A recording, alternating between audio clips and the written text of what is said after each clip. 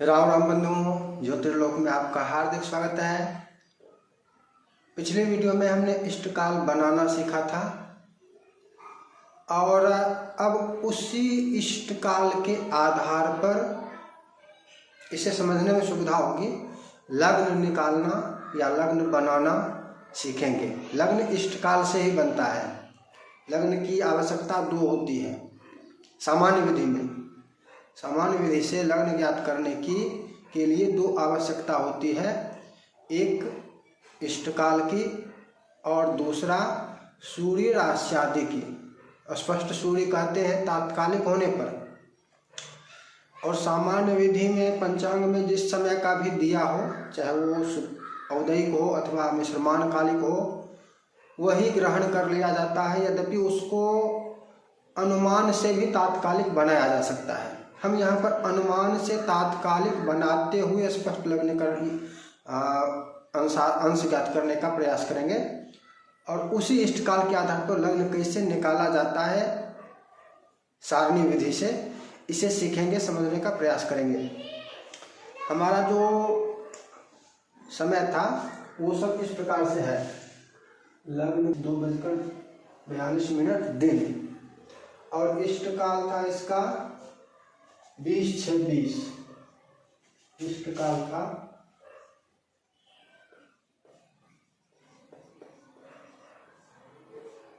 20-6-20, ये इष्टकाल था। अब हम इसी का लग्न निकालेंगे। लग्न निकालने के लिए हमें क्या आवश्यक है? सारणी विधि से सूर्य की राशि आदि। हम मिथिला देशीय पंचांग से अभी गणना सीख रहे हैं, अन्य पंचांगों से भी करने का प्रयास करेंगे, सीखने का प्रयास करेंगे। तो सबसे पहले मिथिला देशीय पंचांगों में 19 जनवरी का स्पष्ट सूर्य क्या है, इसमें होता क्या है, इसमें मिश्रमान कालिक होता है, समझ लेते हैं। लेकिन पहले इसको अंकित कर लेते हैं क्या है। 19 जनवरी का है 9-5-29-52 सूर्य राशि आदि 9-5-29-52 9-5-29-52। अब इसको समझेंगे। ये 9 राशि है, पहले भी समझ चुके हैं। 9 राशि का मतलब है कि धनु को पार कर चुका है, ये इसका भोग हो चुका है, अर्थात धनु से आगे मकर में है। मकर में सूर्य है, 5 अंश से आगे है, 29 कला से आगे है, 52 विकला से आगे है। लेकिन ये कब की है इसे भी समझना आवश्यक होता है। मान लिया जाए 9-5-29 कला जो है, ये कला, इसमें 52 को अगर ले ले तो 30 हो जाएगा, 30 कला हो जाएगी। 30 कला का तात्पर्य है कि लगभग 12 घंटे पहले और 12 घंटे बाद ये अंश बदल जाएगा। सूर्य की मध्यम गति 1 कला प्रति घटी, जैसे कहते हैं ना, स्पीड क्या है, 40 किलोमीटर प्रति घंटा कहते हैं ना, उसी प्रकार से 1 कला प्रति घटी और 60 घटी का दिन रात होता है, तो 1 अंश प्रतिदिन मध्यम या 60 कला प्रतिदिन दैनिक। तो ये 60 कला में से 30 कला जो हो जाएगा, 24 घंटा में यदि 60 कला चलता है तो 12 घंटा में 30 कला चलेगा। अर्थात यदि 12 घंटे पहले और 12 घंटे बाद यहाँ से होता तो यह बदल जाएगा। अंश इसका 5 से, या तो 12 घंटे पहले होने पर 4 हो जाएगा, या 12 घंटे बाद समझन इष्टकाल होने पर 6 हो जाएगा, बदल जाएगा। इसको अनुमान से भी ज्ञात किया जा सकता है कि इष्टकाल के समय ये क्या वास्तविक ये क्या है, ये 5 है या 4 हो गया या 6 हो गया। बदला तो नहीं, ये अनुमान करना पड़ता है। इष्टकाल हमारा क्या है? 20 घटी 6 पल 20 विपल, ये हमारा इष्टकाल है। और मिथिला देशीय पंचांगों में मिश्रमान कालिक ग्रह स्पष्ट होते हैं।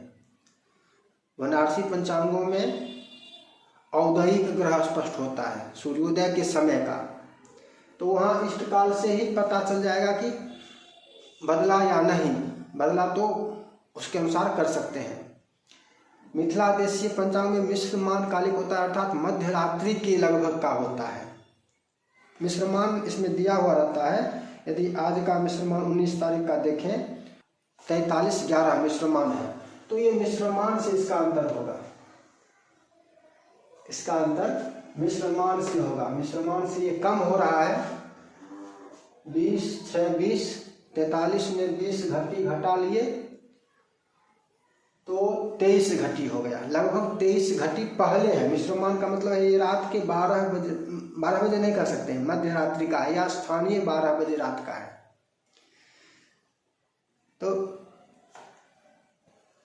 23 घटी पहले का इष्टकाल है। इष्टकाल से 23 घटी बाद का ये है, अर्थात लगभग 23 अंश इष्टकाल से पहले 23 कला कम होगा। इसमें 29 कला में 23 कला यदि घटा लेते हैं मध्यम तो भी हमें 6 कला मिल रही है। 6 कला मिल रही है, अर्थात अंश नहीं बदल रहा है। हमको इसी अंश पर लग्न ज्ञात करना है। इसी का लग्न जो मकर का 5 अंश है उसी का लग्न देखना है, उसी के आधार पर लग्न निकालना है। और समझ गए? अब लग्न कैसे? सभी पंचांगों में आपको लग्न निकालने की सारणी दी गई होती है। जैसे यहाँ पर देखिए, इस प्रकार से ये है, आप देख सकते हैं 2 लग्न सारणी होती है। एक प्रथम लग्न सारणी और दूसरी दशम लग्न सारणी। प्रथम लग्न सारणी, इसका ध्यान रखना है। लग्न सारणी आपको 2 मिलेंगे, किसी भी पंचांग में देखेंगे तो 2 लग्न सारणी आपको मिलते हैं। एक प्रथम लग्न सारणी और दूसरी दशम लग्न सारणी। तो प्रथम लग्न सारणी से लग्न ज्ञात करना होता है। अगली बात जो है वो ये है कि आपका निकटतम अक्षांशीय पंचांग होना चाहिए। लग्न सारणी आपके निकटतम स्थान के पंचांग का हो। आप जैसे बेगूसराय हमारा यहाँ का स्थान, हमने बेगूसराय लिया था। बेगूसराय का अक्षांश 25-25 उत्तर है। बेगूसराय 25-25 उत्तरी अक्षांश पर है। पंचांग का अक्षांश पिछली वीडियो में भी चर्चा कर चुका हूँ, 26-35 उत्तरी है। बनारसी पंचांगों की बात करें तो 24-25 उत्तरी है। दोनों पंचांगों से एक अंश का अंतर हो रहा है, यानी इससे करें या उससे करें एक अंश का अंतर रहेगा ही। उससे एक अंश आगे है बनारसी पंचांगों से, और मिथिला देशी पंचांगों से एक अंश पीछे है। थोड़ा सा अंतर आएगा ही आएगा। अभी हम मिथिला देशी पंचांगों से करेंगे। इसमें क्या करना होगा? प्रथम लग्न सारणी में जाएंगे, क्या है? धनु राशि, धनु निकल चुका है, मकर में है। अच्छा, बनारसी पंचांगों के प्रथम लग्न सारणी में जाएंगे तो वहां पर आपको राशि संख्या ही लिखी मिलेगी, वहां पर राशि नाम नहीं मिलेगा। मिथिला देशी पंचांगों में राशि का नाम मिलेगा। हमको किस राशि का देखना है? मकर का। कितने? 5 का। मकर राशि के 5 अंश का मान देखना है इस सारणी में। इधर राशि है, ये राशि है मेष वृष मिथुन कर्क सिंह कन्या तुला वृश्चिक धनु मकर, और ये ऊपर में अंश दिया हुआ है 0 1 2 3 4 5 6 इस प्रकार से। हमको कहाँ देखना है? मकर में देखना है। और किसका? 5 अंश का। 5 यहाँ से छठे अंक पर जा रहा है, एक 0 है, 0 से आरम्भ हो रहा है। 1 0 1 2 3 4 5 6 छठे नंबर में आ रहा है। मकर से 1 2 3 4 5 6। ये जो यहाँ पर दिख रहा है 51 50 48, हमको ये नोट करना है। मकर राशि के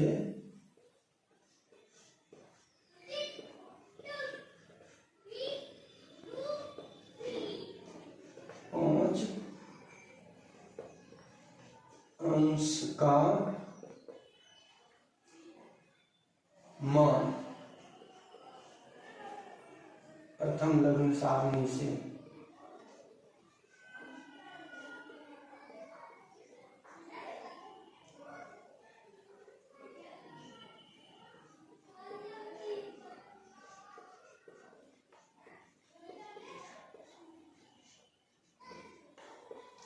क्या मिला था हमें?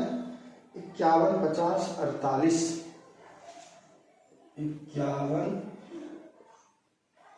50, 48 ये मिथिला देशीय पंचांग का है। दूसरा पंचांग में यदि आप देखेंगे तो ये थोड़ा सा अंतर मिलेगा उसमें आपको, क्योंकि वो अलग अक्षांश का होगा तो ये समान ये नहीं मिलेगा। 51, 50, 48 से थोड़ा सा अंतर मिल सकता है। 50 और 48 में कहीं न कहीं थोड़ा अंतर मिलेगा। 50 की जगह कुछ और हो सकता है, 48 की जगह कुछ और होगा। 51 की जगह 51 ही होगा लगभग। अब क्या करना है, इसको हमने ले लिया प्रथम लग्न सारणी से, मकर राशि के 5 अंश का मान हमने ले लिया। अब हमारा इष्टकाल क्या है? इष्टकाल है 20, 6, 20। इसमें हमको इष्टकाल जोड़ना है, योग करना है। 20, 6, 20 इसको हमको इसमें जोड़ना है प्लस 48, 20, 68,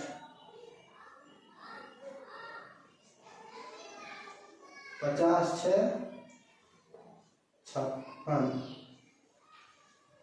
51, 20, 71,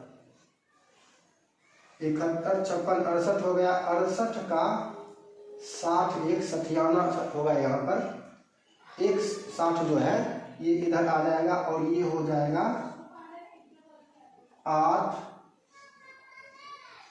इसमें 57 हो जाएगा और इसमें 60 से अधिक है 71 तो 60 ऋण कर देंगे, घटा देंगे, ये बचेगा शेष 11। 71 में से 60 गया, 11 बचा। ये हो गया हमारा दूसरा मान इष्टकाल जोड़ने पर। प्रथम लग्न सारणी में धन मकर राशि के 5 अंश का जो मान था वो ये था। इसमें इष्टकाल का योग किया, इष्टकाल जोड़ना है,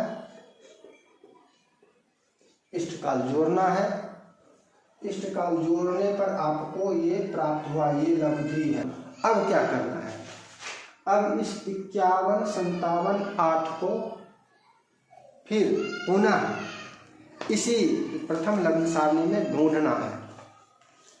51, 57, 8 जो यहाँ पर है, इसी को इसी प्रथम लग्न सारणी में पुनः ढूंढना है। 11, 57, 8 ऐसा नहीं कि यही मिलेगा, इसका निकटतम जो होगा, जैसे 8 को छोड़ दीजिए, 11, 57 रखिए, 11, 57 का निकटतम जो होगा वो लेना है। यहाँ पर देखते हैं फिर से, मिथुन में 11, यहाँ पर देखिए 0 अंश पर 11, 41 है, 11, 41, 18 और दूसरे मतलब प्रथम अंश का 0 का ये था और प्रथम अंश का मान है 11, 51, 24। 11, 51, 24 इसका क्या मतलब हुआ? 11, 51, 24। अब अगला फिर इसके आगे देखना है, ये इससे क्या है? ये इससे 6 कला अधिक है। जो हमारा लग्न मान है उससे यह 6 कला, 57 से 51 6 कला कम है। इसके अगले को फिर देखते हैं। 12, 1 ये 2 अंश का मान है, मिथुन लग्न के 2 अंश का मान है। 12, 1, 30 यहाँ पर लेते हैं। 12, 1, 30 ये अधिक कितना है?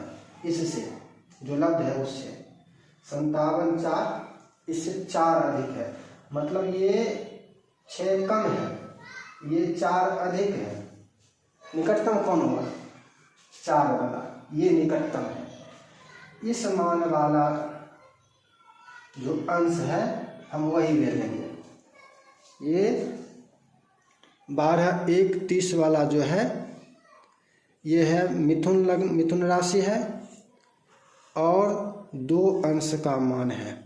यहाँ पर 2 है, 2 अंश का मान है, तो हम लेंगे मिथुन 2, मिथुन लग्न, मिथुन के 2 अंश का मान ये है। मिथुन को कैसे लिखेंगे? मिथुन की संख्या है 3, मेष वृक मिथुन, मिथुन की संख्या है 3, मिथुन में है 3 में है, यदि 3 देकर 2 लिखेंगे तो उसका अर्थ होगा कि 3 भुक्त हो गया। यहाँ पर जैसे 9 भुक्त हो गया तो 3 2 लिखेंगे तो उसका तात्पर्य होगा कर्क के 2 अंश पर। मिथुन को कैसे लेंगे, लिखेंगे 2 3, लग्न 2 3, इस प्रकार से लिखेंगे। मिथुन के लिए 2 लिखेंगे, 2 लिखेंगे, यहाँ पर 2 इसका मतलब है 2 राशि का भोग हो चुका है, तीसरी राशि में है अर्थात मिथुन में है और 3 अंश है, उसका तीसरा अंश चल रहा है, तीसरे अंश पर है। ये सामान्य विधि से प्रथम लग्न सारणी द्वारा लग्नानयन करने की विधि थी और सामान्य जन्म पत्रिका में इसी विधि से लग्नानयन किया जाता है।